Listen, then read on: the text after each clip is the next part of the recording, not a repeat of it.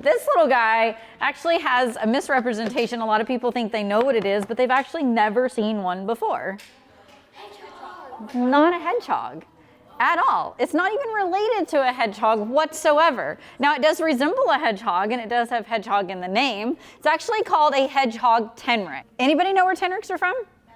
From Madagascar. So on Madagascar, which is a huge island over by Africa that is almost the same size as the state of Texas, and most of the animals in Madagascar are only on that island. You will not find them anywhere else in the world. The tenric is one of those creatures. So this guy, we're going to talk about the difference in a tenric and a hedgehog, so next time you see one, you can be like, I know what that is.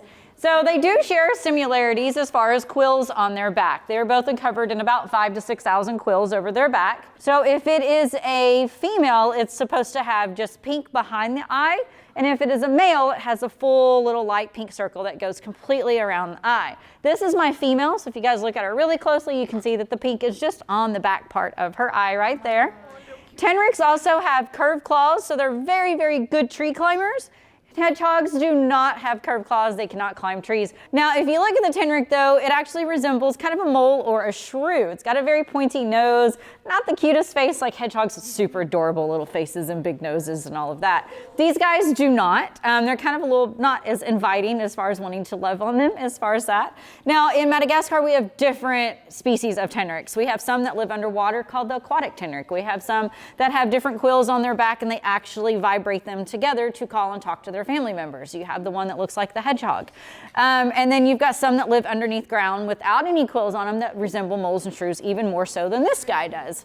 Now, they do share some similar DNA to other animals. One of these animals they share DNA with lives in Africa. So they actually share some similar DNA to elephants, aardvarks, and manatees. I have no idea why. I have tried to research. I've even talked to biologist friends who have way more extensive knowledge in animals than I do. And I'm like, okay, look, I read this article. They say these guys share some similar DNA. Why? They're like, I have no idea. So here's my theory. And you guys can tell me if I'm just a crazy animal lady or if you're like, okay, that makes kind of sense. Well, first off, what are quills made of? They're spikes, but what are they made up of? Keratin. So what on your body is keratin? Fingernails and hair, right? All right, so here's my theory. An elephant was running across the plains of Africa one day. It stumps its toe on a big giant rock. Its toenail falls off. It floats across the ocean, lands on Madagascar, and poof, turns into a tenric. Sounds pretty good, doesn't it? Okay, so well, here's why I get my theory, where I got my story. Quills are made up of what? Keratin, which is a toenail, right? What color is an elephant? Gray, so there's the meaty side of your toenail right there, the gray tenric right there. I don't know how it poofed into a tenric, but I like my theory. So do y'all think I'm a crazy lady? Or it could be possibly, you never know nowadays what it could be. You guys can very gently pet her on her back, just like that. She feels very rough. Some kids say it feels like rice before you cook it. These guys can live a lot longer than a hedgehog as well. Hedgehogs only live about 5 to 6 years. A tenric can live up to 10 years. Now, these guys are insectivores, so it eats only bugs. This little guy's name is Tuck. Tuck is an armadillo that comes from South America, so he is definitely not from Texas. Our Texas armadillos are what color? Gray. Gray, not tan, gray. How many bands or stripes does a Texas armadillo have on its back? Come on, guys, this is our state mammal. Your state mammal. How many? 9. It does have 9. How many bands or stripes does this armadillo have on its back? Show me what you're counting. 1, 2, 3. Okay. Raise your hand if you think it's a 3-banded armadillo, and it's these 3 stripes that I'm touching right here. That is actually correct. Good job.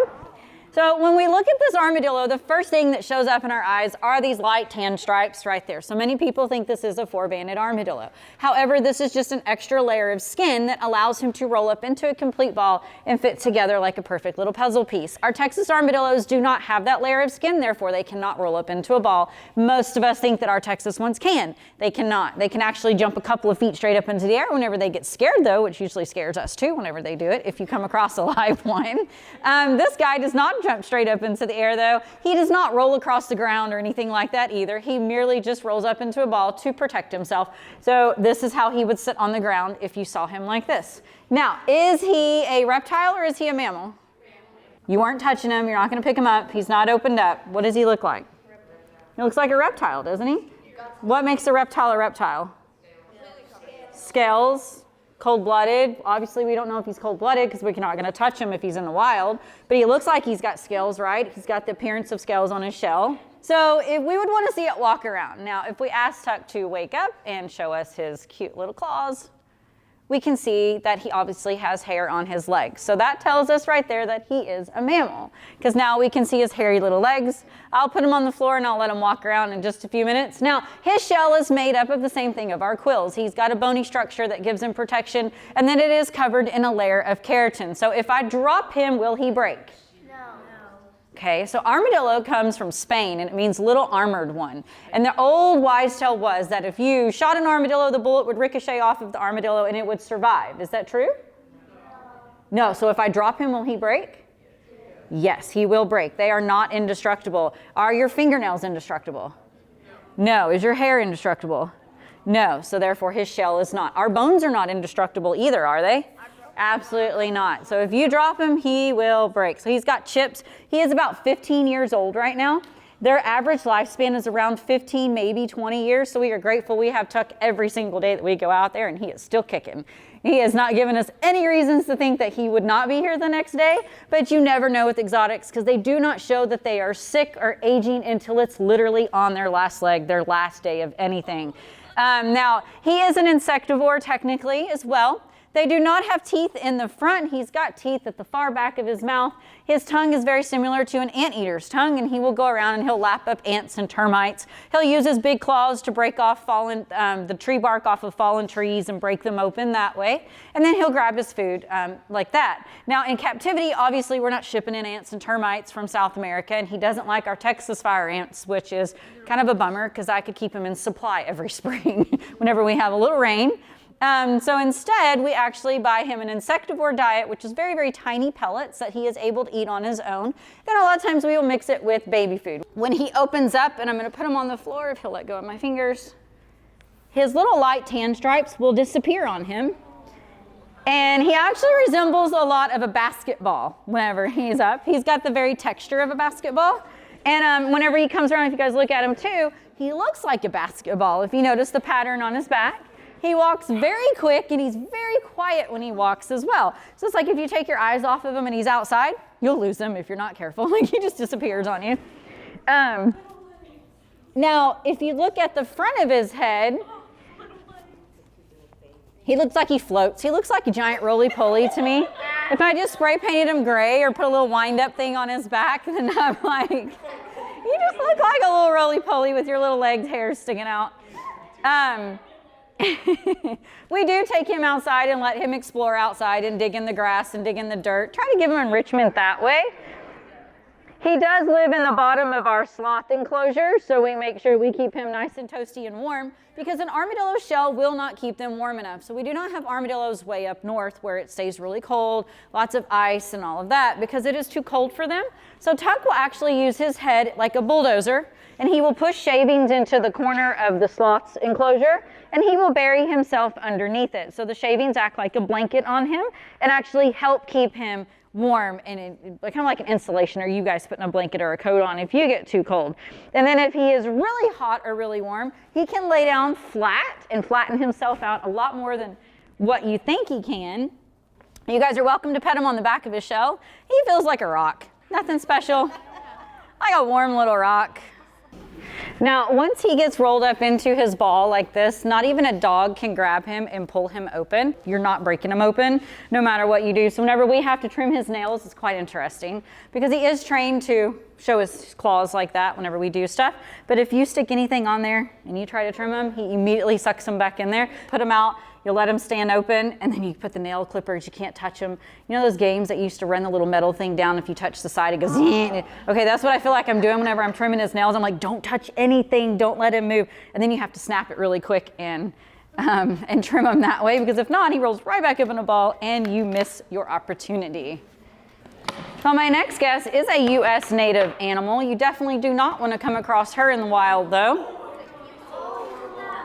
She is the only venomous lizard that is in the United States. This is a Gila monster. Thank goodness we do not have these in Texas. If you ever go to Arizona up into the mountains and explore, be careful of where you walk. If you see one of these beautiful creatures, because they are gorgeous, don't reach down and pet it and think it's like a big fat gecko and you're going to take it home. If it bites you, it is venomous. Now, the odds of you dying from a Gila monster bite are really, really slim. However, you will be in excruciating pain and it will not be a comfortable thing. Now, they do collect the venom from Gila monsters to try to do Alzheimer's research on people. I can't figure that out either. I'm like, why are we using the venom of an animal to try to cure Alzheimer's in people? Are they trying to make us just forget a lot quicker with that? I don't know how it works, but that's what they will collect them and do. Now, Gila monsters are an endangered animal, and that is because of them being taken out for the pet trade, things like that. This sweet girl was raised in captivity. She is going on about 15 years old. Whenever spring comes around and she starts eating a whole bunch, her tail will get very fat, very similar to a gecko's tail. So we judge her weight in the summer by how fat her tail is. And then, of course, just like other reptiles, she does go through a shed. We have to make sure she is high humidity because she is from the hot deserts in Arizona.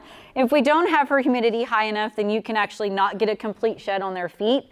And then the dead skin will collect around their nails. So if you ever own a reptile as a pet, make sure that you have all the proper humidities and stuff around for them, because when they shed, if they don't get all of the old dead skin off of them, it can actually cause them to lose toes. If it collects around their toenails, it can cut off the circulation to their toes eventually, and then you'll just have toes start falling off. But when she came to us, we didn't raise her. She is missing a couple of her toes, and it's probably from improper sheds whenever she was younger.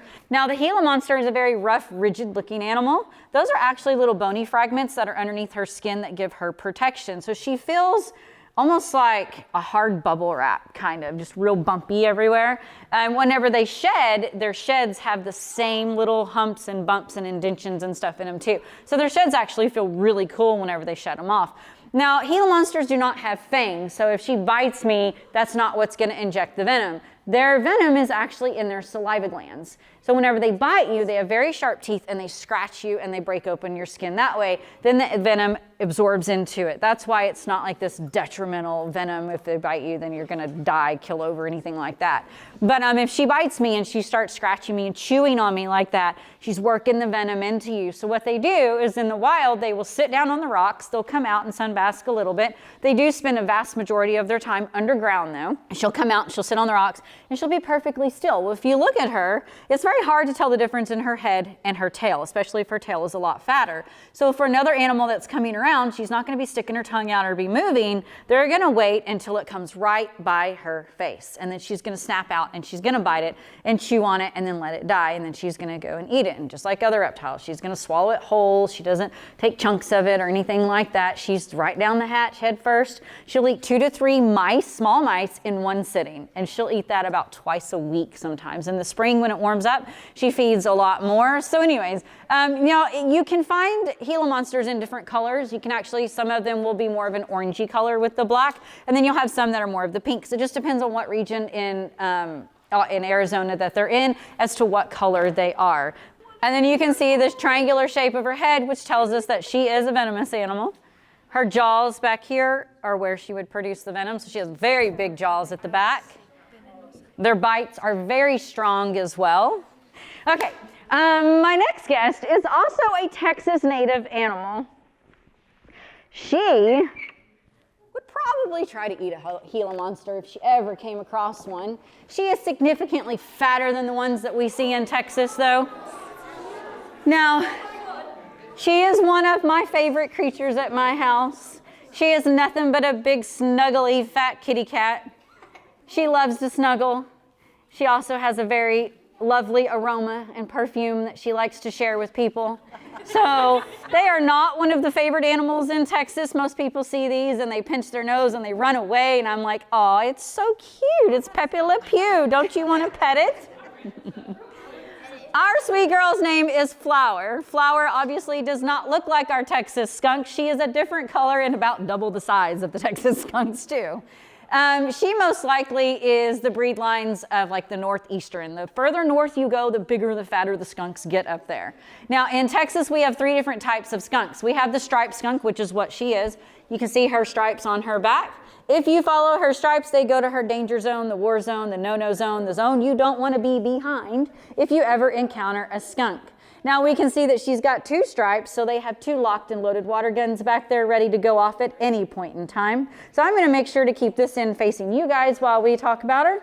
So if anything happens, I get to go home smelling good. No, she's a chocolate skunk. If she sprayed, it would smell like chocolate anyways, right?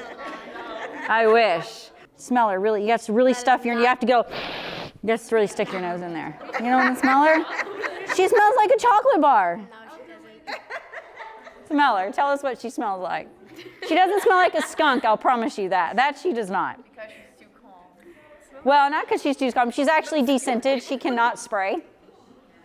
Now, she does have an animalistic smell to her. She is a mustelid animal, so she has a very musky smell to her. They are very similar to ferrets in that sense. Now, they will back into a corner. They'll go to the restroom that way. They're very clean animals. They are not legal pets in Texas, though. That is the downside to them, because I think everybody should own a skunk. Now, many, many years ago, probably a good 20, 30 years ago, like your great-grandparents or their grandparents probably owned skunks. So I've met a lot of people that are like, oh yeah, my granddad had one when I was a kid. They're not legal anymore. Now, the reason we control them in Texas is because we are a warm-weathered state. We have a higher possibility of skunks showing up with rabies, especially in the southern part of Austin. Skunks in general are not aggressive animals, so the odds of them biting are pretty slim unless they are upset or really sick. What they're going to do is they're going to spray you. Now, they will give you ample warning before they spray you. So they will arch their back really big, and they will hop forward and they'll slide back, and they'll hop forward a couple of times and they'll slide back again. And some of them will even, you can pet her good if you want, will even stand on do a headstand, and they will warn you that way. Now, if their tail is down, they can spray you. If their tail is up like that, then that's how they spray you. And then they'll do a little headstand. She's too fat to do a headstand, but they will do a complete headstand like that as well sometimes. Flower turns 5. She has definitely outlived her wild ancestors. In captivity, they can live 7, maybe even up to 10 years old. They eat a little bit of everything. They're going to eat bugs and insects. They're going to eat eggs. They'll eat lizards and small rodents and stuff like that. They will also actively seek out rattlesnakes and eat rattlesnakes. The skunk can spray about 10 feet away. And like I said earlier, they have full control. So she could take out everybody in this front row right here if she was still able to spray. And then whenever you come up to one, if you really startle a skunk and it doesn't have its chance to warn you or you didn't see it, then they're going to spray you. But skunks do not want to spray you. They can only spray about 7 times before they deplete their reserves. And then it takes them almost 2 weeks to regenerate or produce more. So that's their last option. They don't even spray each other whenever they fight. She's got some massive canines in there. If they want to fight each other, they're just going to bite each other. And then if they do spray, they actually both vacate the area. They leave it because I guess they know how bad that they smell. So if your dad gets sprayed by a skunk, if he's hairy, shave his hair. Shave his beard, shave the mustache, shave the head hair. If he had shorts on, shave the leg hairs too. Wax them if you really want to get it all off. Shave the arm hairs too if he had a short sleeve shirt on. Now, here is the important part. Make sure he sleeps outside for 3 days and 2 nights. And tell him to roll around in the dirt while he's sleeping out there. Like really get it under the armpits. Wherever that skunk could have sprayed him, he needs to rub that dirt. Tell him he's exfoliating. Just rub it all over him, okay? On day 3, you're going to take baking soda and vinegar, and you can use tomato juice and lemon juice too. Because the skunk spray is an oil-based, it will not come off with water. So you have to use something acidic. So you douse them all down with that. And then you tell him to scrub himself again with the baking soda. Get everywhere really good. Now, it's very important that you hose him down with cold water. Do not use warm water when you wash all of this off of him. How many of you would do that to your dad? Awesome. Now, how many of you would do that if your mom got sprayed? Okay, don't do it to your mom, okay? You want to know why? Mom's going to be like 3 days and 2 nights outside. I'm going to the local hotel, 5 days, 4 nights, I'll see you then. And she's not going to come back. She's going to be like, vacation. Heck yeah, find me another skunk. I need a week off. That's what I would do if my kid, I'd be like, okay, see ya. I'm being slightly silly. If your dad does get sprayed by a skunk, Cold water is very imperative when you hose them down, because if you use hot water, especially if your dogs get sprayed, if you use hot water, it opens the pores to the skin. They will absorb that oil, and then it's going to stick around for a lot longer than what you want it to stick around. It may even regrace you when they start sweating when spring comes around even more. February or March is breeding season for skunks. That's when they start showing up, unfortunately, on the side of the roads a lot. And then around April, May, as it is coming up, make sure if you have garden sheds or decks or anything like that, block all holes so animals cannot get underneath them in the spring, because they're going to start looking for places to have their babies, and a lot of times they come back to the same areas to have their babies every year. And with all of the growth going on with Texas and subdivisions and stuff, a lot of these animals do not have their homes to go back to raise their babies. So they're going to show up in your backyards, they're going to show up under your porches, and people freak out if they see a skunk during the day because they automatically think, oh, it's got rabies.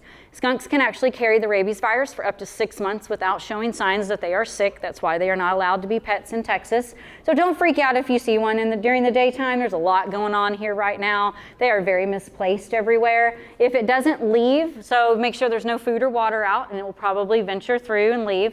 If you look at the size of her nose, she can actually smell bugs several inches underneath the ground. So she's going to dig through your yard. She's going to look for bugs and grubs, and maybe eat a rattlesnake or two for you while she's there. Clean out some mice while she's in there too, and then go on about their business, hopefully. My next guest is one that if she got around, she would probably eat her in a heartbeat. This creature right here would not try to challenge the skunk because the skunk is bigger than her, and there's no way she could eat the skunk. That skunk is way too big for her to eat. She can eat something as big around as her body though. So a big rat, she will swallow it down in like 5 seconds. Now this is a ball python. She is probably the best kind of snake that you can have as a pet if you ever convince your parents to let you have a pet. If you're scared of one, this is the safest one for you to pet. She actually feels really soft and silky. She's cold right now too. Now, ball pythons can live over 20 years, even up to 30 years with the proper care. This sweet girl is about 12 to 15 years old. We're not 100% sure, but they are insanely sweet. So if a ball python gets scared, it will roll up into a ball and it will hide its head from you versus being aggressive and striking you.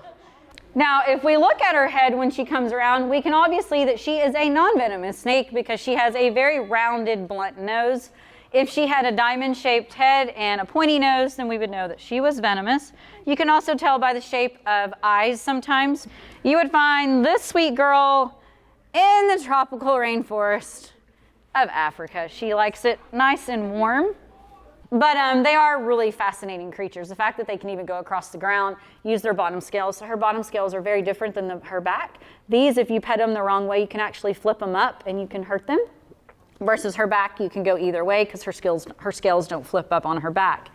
And this is about as big as she gets. She will get a little bit fatter with age, but that's it. If we power feed her and we're feeding her a lot, and sometimes she'll want to eat 2 to 3 rats a week, and sometimes she eats like every other week. My last little guest that is insanely sweet, she is one of my favorite creatures.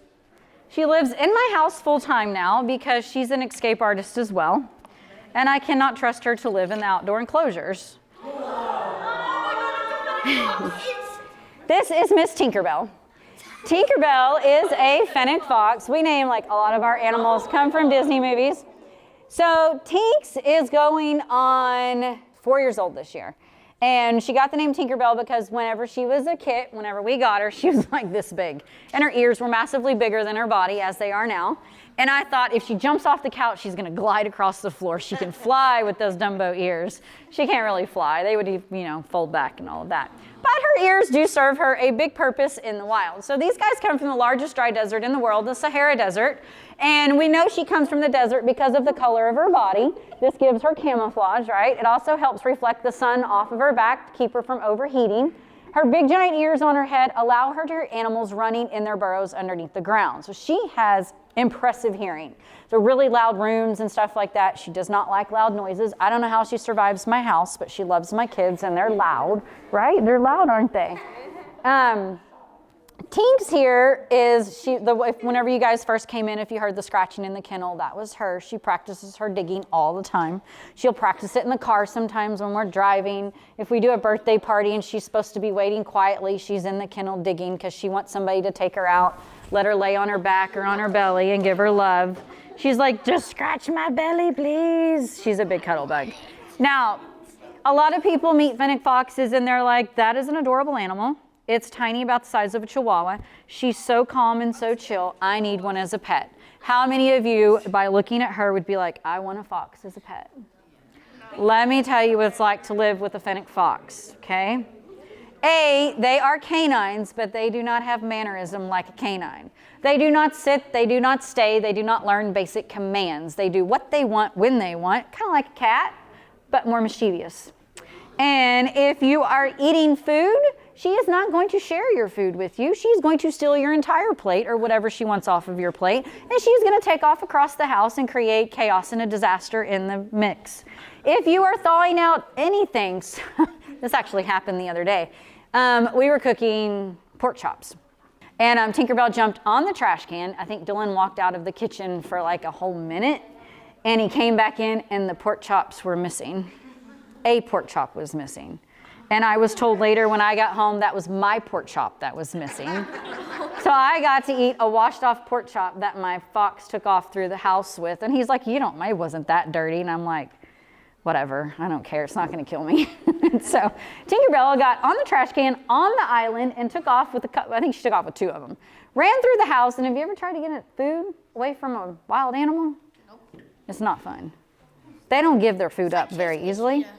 Probably, but she can go hide places. So when Tinks was a kit, before we put her outside and she lived in the house, we fed her raw fish and raw chicken because she grew up with our otter. And she would take big mouthfuls of her raw meat and she would go hide it behind the washer and dryer. No big deal. That's what they do in the wild. They'll take a big loot of food and they'll go hide it and stash it so nobody else finds it and they've got it to eat later. So Tinks goes and hides it behind the washer and dryer. Then I go to bed one night and I moved my pillows, and guess what was behind my pillow in my bed? Raw chicken. I was like, okay, that's where I draw the line. Raw chicken in my bed when I'm supposed to be sleeping is not up my alley. So we had put Tinks outside after that. What really got her kicked out of the house was these guys are nocturnal, so she wants to run and play at nighttime. And I felt bad, putting her up at nighttime whenever I wanted to go to sleep, but I had to because my son, who was 10 at the time, comes and wakes me up at midnight one night, and he goes, Mom. And I thought like a tornado hit the house or something. This kid sleeps through anything. And I was like, are you like fever? What's wrong with you? Why are you up at midnight? He goes, Mom, the fox is burying rocks in my bed. And I was like, rocks in your bed? What? And you guys know what figs are? And if you leave it out and it gets air dried, it feels like rocks. So we had a bag of figs in our kitchen. Evidently, somebody had left it open, and Tinkerbell had been stealing figs out of this bag and hiding them around the house. This particular night, she recollects her figs, and she takes them to his bed, attempts to dig a hole in his bed while he's sleeping and bury these figs in his bed.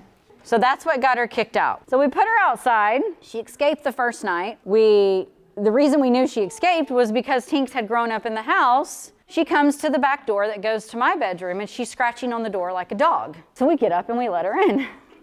Fix the hole. Well, she climbed the cage and escaped from the roof somewhere. And she lived outside for about 2 years. Then right before Christmas, she escapes again. Foxes can survive in Texas for a very long time. We were able to find her 2 weeks ago. So she had been out through the crazy ice storm and everything, enjoying herself, running around and eating all the mice or whatever it was that she could find. She ended up showing up at a neighbor's house, and their son went outside. Of course, she grew up with my kids. She loves my kids. His son was on the front porch at nighttime, and this little thing comes running up to his son's, like nibbling on his toes and his ankles, and he freaks out and runs in the house, tells his mom. His mom comes outside to see, thinking, oh, it's just a neighbor's dog. His mom comes outside, see these big glowing eyes on the ground by the car. She screams, runs in the house, tells her husband, and her husband's like, let me go see what this is. Opens up the garage door to their house, and of course Tinkerbell's like, oh, score, they're letting me in. She runs in the garage, gets on a table, sits on the tables, just perched up there like, what's up? Who's gonna feed me? Who's gonna love me?